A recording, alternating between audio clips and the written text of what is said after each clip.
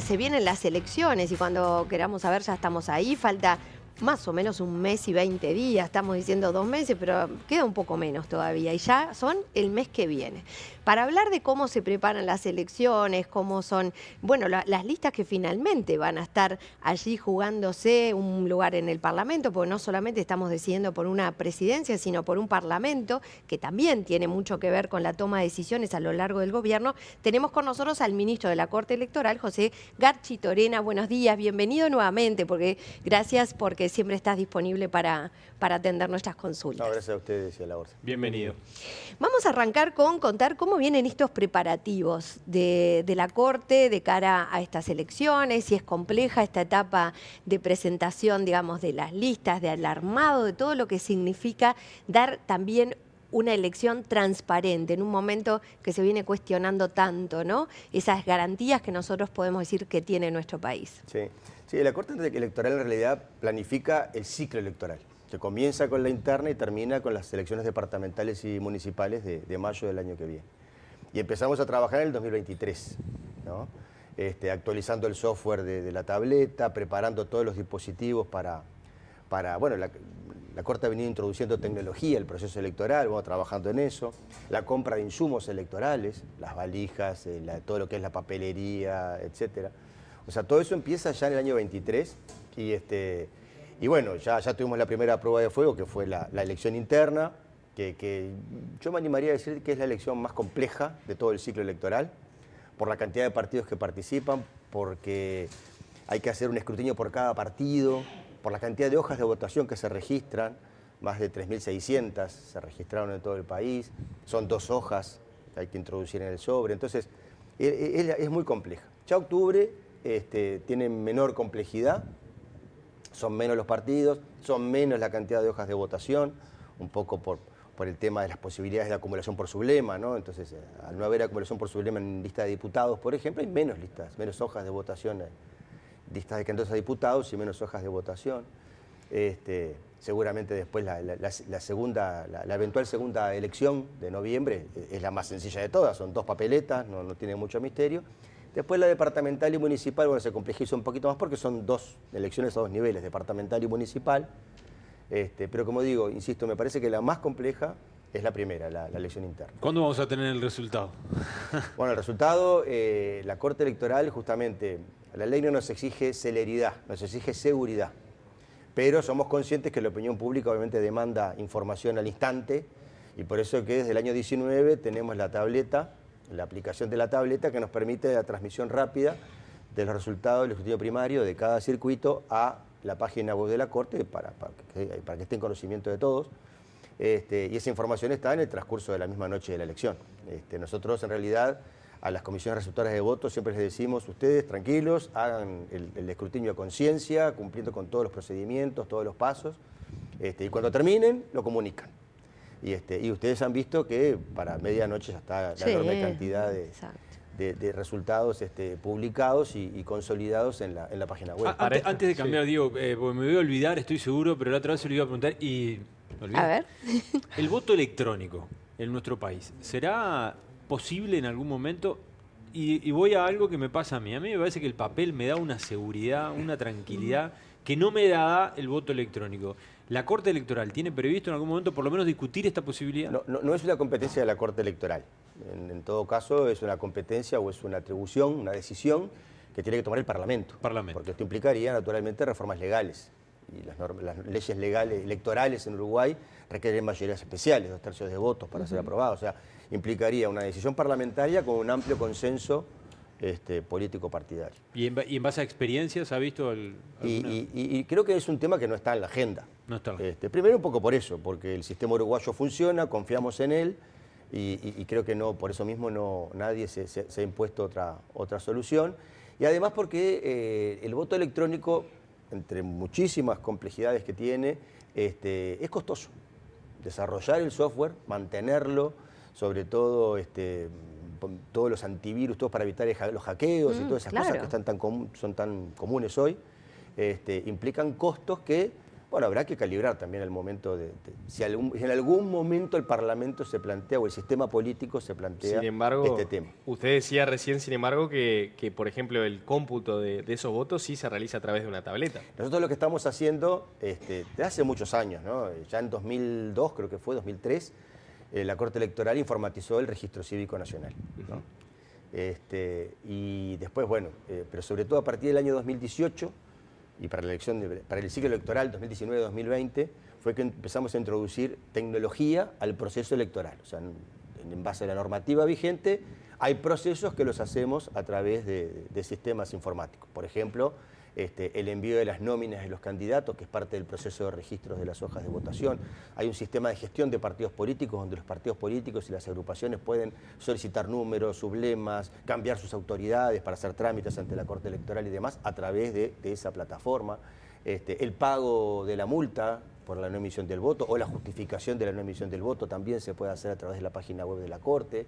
Y bueno, y la transmisión rápida, por lo que vengo de explicar. Así que, pero es tecnología que se introduce al sistema tradicional. ¿No? Seguimos con las actas papel, que es lo que nos permite después cotejar a todos, ¿no? El resultado de la elección. Ahora, pensando en la configuración del escenario electoral para octubre, ¿cómo quedaron configurados finalmente los partidos? Porque tengo entendido que hasta el último sábado, tenían tiempo de cerrar las fórmulas, ¿no? ¿Son 11 en total? Sí, quedaron 11 finalmente los habilitados para participar de la elección de octubre, de los 14 partidos que están registrados ante la Corte Electoral. El registro de los partidos en Uruguay es relativamente sencillo, la ley en realidad son pocos los requisitos que pide para conformar un partido político, pero hay que pasar una serie de etapas para ratificar ese registro, ¿no? En enero pasado, cuando venció el plazo para la presentación de nuevos partidos políticos, se habían presentado 12, que se sumaban a los 11 que venían del periodo anterior, o sea que eran 23 los partidos que podían comparecer en la interna.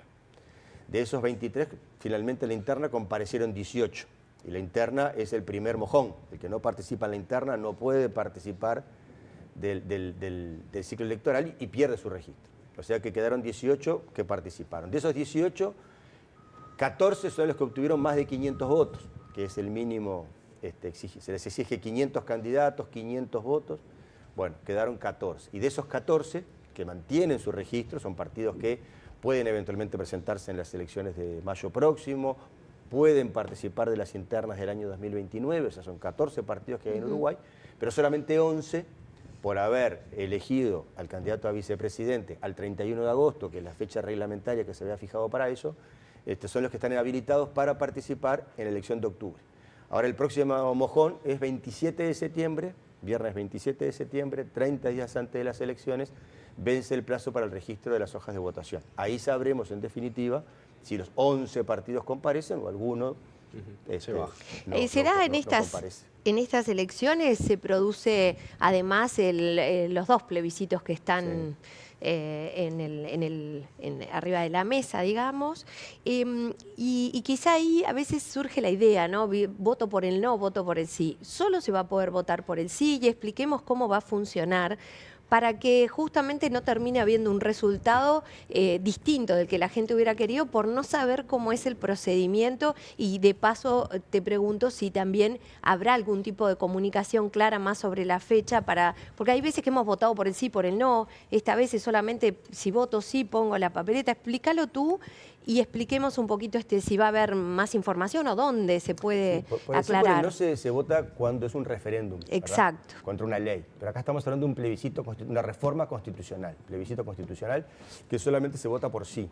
Entonces, en realidad, lo que va a haber el próximo 27 de octubre, se han presentado dos proyectos de reforma constitucional, uno que pretende modificar el artículo 11 de la Constitución sobre allanamientos nocturnos, el otro el artículo 67 sobre seguridad social.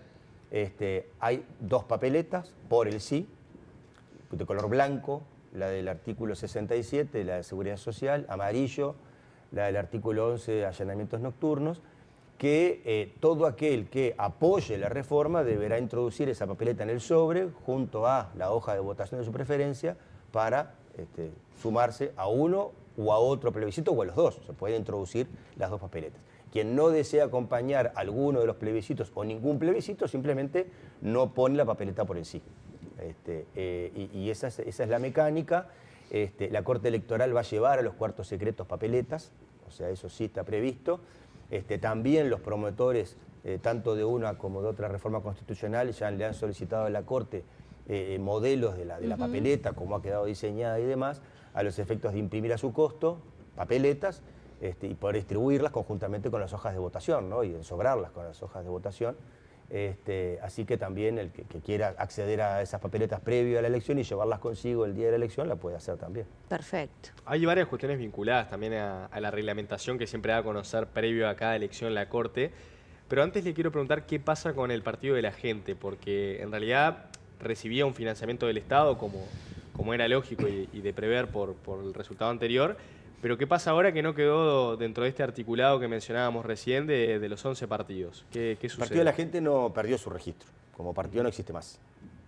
En realidad ya el año pasado, en la medida que no había logrado actualizar sus autoridades, la Corte le comunicó al Parlamento, que es el que paga el apoyo financiero permanente a los partidos políticos con representación parlamentaria, bueno, que este partido no tenía autoridades constituidas registradas ante la Corte Electoral, para que tomara las medidas que entendiera del caso. Bueno, pasó la interna, el Partido de la Gente no compareció en la interna y por consiguiente no perdió su registro ante la Corte. O sea que deja de recibir ese financiamiento del que hablábamos recién. Bueno, en realidad, como digo, es un resorte del Poder Legislativo. La Corte simplemente le comunicó al Parlamento la condición en que está el partido. Será el Parlamento el que habrá definido si corresponde el cese, si no corresponde, no sé, eso es un tema que de resorte del Parlamento. Bien, y hablando del caso también, sé que seguramente no va a querer profundizar, pero está el caso de Valentina Dos Santos y Pablo Caran sobre la mesa y la posible habilitación o no del año próximo en una elección departamental. ¿La Corte podría llegar a tener que tomar postura en relación a ese caso? No sé, veremos. En principio no es un tema que la Corte cumplió con tramitar, recibió la comunicación de la condena y de la inhabilitación por parte del Poder Judicial, la procesó, inhabilitación que durará durante el tiempo de la condena que se les impuso, y luego todo lo que suceda después, bueno, veremos, es un tema de resorte de los partidos y veremos la Corte si tiene alguna injerencia en esa materia, ¿no? ¿Cuánto nos cuesta un proceso electoral como el que vamos a tener ahora en septiembre? ¿Cuánto costó el que tuvimos de internas? Y para tener una idea de qué le cuesta al país cada actividad de estas. ¿Y los plebiscitos si generan un costo especial, adicional, o no cambia mucho la ecuación? ¿Cómo funciona? Las elecciones de Uruguay se financian con rubro de rentas generales. La Corte Electoral le manda un presupuesto estimativo. Y Rentas Generales Economía va liberando los rubros, los montos. Los plebiscitos no significan un aumento adicional más allá de lo que es la impresión de hojas de las papeletas, ¿no? Perfecto. La Corte dispuso la impresión de 4,5 millones de hojas por el sí, a través de IMPO. Sinceramente no me preguntes cuánto fue que costó, Sí. Pero eso podría ser el costo adicional, digamos, a la elección. Sí, pues no cambia nada el procedimiento, está entre medio de lo demás. Es una papeleta más en el cuarto secreto, no implica más. ¿Y cuánto costaron las últimas? ¿Se tienen ya los datos? En este momento no tengo la cifra, pero capaz que nos sale $1 por elector, y por cada elección, ¿no? Y en realidad, en términos comparativos con otros países, por ejemplo, que una vez lo invitan como observador y demás, es bastante más barato. También es cierto que tenemos costos que no están cuantificados, digamos, ¿no? Podrían ser cuantificables, pero no están cuantificados, que son, por ejemplo, nosotros las comisiones receptoras de voto las integramos con funcionarios públicos. Los funcionarios públicos tienen días de licencia. Claro. Hay un montón de días de licencia. Entonces, en realidad eso no es un costo contante y sonante, pero me imagino que las empresas públicas, los organismos públicos, tienen cuantificado o pueden cuantificar en licencia cuánto implica eso, ¿verdad? Así todo, creo que nuestro sistema electoral es bastante barato, digamos, en comparación con otros partidos u otros países. Y por otra parte, este tema de los funcionarios públicos, que implica un costo, digamos, puede implicar un costo adicional al que conocemos. En realidad es un sistema que nos garantiza la conformación de las mesas, de todas las comisiones receptoras de votos, a la hora, ¿no? Uno de los grandes problemas que tienen otros países es conformar las mesas y que abran a la hora estipulada, ¿no? A veces Claro. hay países que a media mañana todavía la mesa no logró integrarse. Acá a las 8 de la mañana la mesa se abrió. Exacto. Yo se le iba a preguntar en cuanto a funcionarios de la Corte Electoral. ¿Cuántos hay hoy? No No, deben las fuerzas de la Corte son un poco más de 700 en todo el país. Pero con ellos no se podría hacer una elección. no, obviamente. no. Incluso a partir del año... Nosotros, por ejemplo, la Corte organiza varias elecciones, ¿no? La Corte es un organismo de competencia abierta y la ley le ha ido incorporando competencias, por ejemplo, aparte de todas esas elecciones, organizamos las elecciones de los directores sociales del BPS, que es casi una elección nacional, y hasta por la cantidad de gente que vota. Las elecciones universitarias, que empezaron siendo una elección montevideana, pero hoy es una elección nacional. Y antiguamente, hasta el año 18, las elecciones universitarias del 18, las comisiones receptoras de votos se integraban con funcionarios electorales y de la universidad. Y bueno, fue tal el despliegue que tienen actualmente y demás, y la demanda de personal para eso, que por ley promovimos, así se aprobó, que también las integren funcionarios públicos, porque si no, no podíamos cumplir con ese tema. Entonces digo, ahí hay un costo, pero como digo, es algo que nos garantiza que el sistema funcione. ¿Tiene sentido la obligatoriedad de las elecciones universitarias cuando en realidad casi nadie sabe lo que va a votar cuando va a las universitarias porque no hay mucha comunicación previa? Eso está en la ley. En todo caso, como digo, no es un tema, no es resorte de la Corte Electoral. Tendrá que ser un debate de la universidad y del Parlamento para, en definitiva, el voto siempre es obligatorio, ¿verdad? Incluso en Uruguay siempre lo fue. Lo que pasa es que desde 1971 hay sanciones por no votar, ¿no? Entonces, acá lo mismo.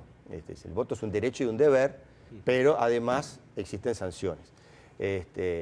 Lo que hay que discutir es, bueno, más allá de la obligatoriedad de votar, la obligación ciudadana, cívica, moral de votar, bueno, sí corresponde aplicar una sanción. No es un tema que corresponda a la Corte, ni es un tema que lo tengamos planteado. Claro. Me queda la última duda respecto a esta elección de octubre. ¿Cuántas personas pueden integrar la hoja de votación entre titulares y suplentes? Eso está en el reglamento de la elección nacional, que está en la página web de la Corte. En la página web de la Corte está toda la información de las elecciones. Eso depende del órgano, ¿verdad? Por ejemplo, senadores, lo que lista del Senado puede tener hasta 30 candidatos titulares y triple número de suplentes, con un mínimo de un titular y 3 suplentes. Diputados, dependiendo de la cantidad de bancas que le corresponde al departamento en la asignación previa de bancas, ese es el máximo. O sea, en Montevideo son 38, en Canelones son 16, en Maldonado son 5, en Salto, Colonia y Rivera son 4, después hay otros departamentos de 3 y el resto de 2, que es el mínimo que marca la Constitución.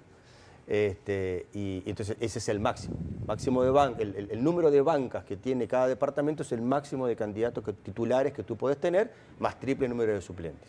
Y la Junta Electoral son 5 titulares y 2 suplentes, así que bueno, ese es el máximo también de candidatos porque esos son todos los 4 órganos que se eligen, ¿no? Presidente y vicepresidente, senadores, diputados y Junta Electoral de cada departamento. Garchitorena, en el final consultarle por el proceso electoral en Venezuela, me supongo que por su condición, por el trabajo que lleva adelante habrá seguido de cerca y bueno, de alguna manera se habrá dado cuenta de las irregularidades que quedaron al descubierto y me supongo que se alegrará de que en nuestro país ese tipo de cosas no sucedan, ¿no? El sistema político siempre dice, nuestro país da garantías que hay que aplaudir y hay que defender por sobre todas las cosas.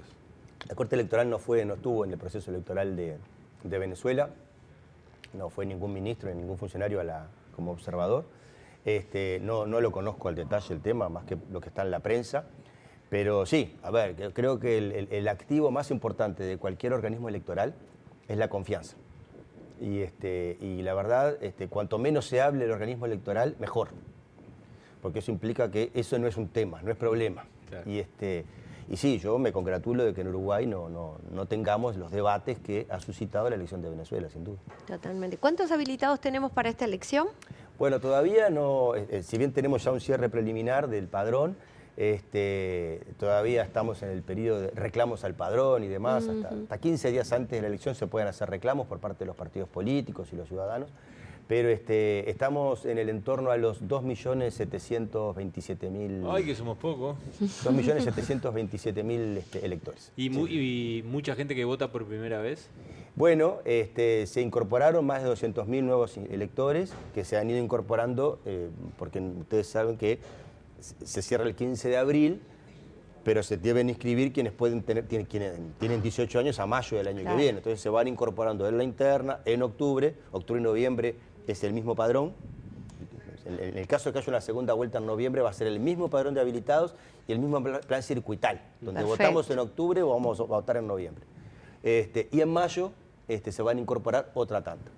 Perfecto. A medida que cumplen 18, si llega una elección, tienen que ir a votar. Exactamente. Bueno, José Garchitorena, vamos a conversar en los próximos días seguramente, y porque es el momento en que queda al descubierto el gran trabajo que hace la Corte Electoral, así que la seguimos en cualquier momento. Con mucho gusto.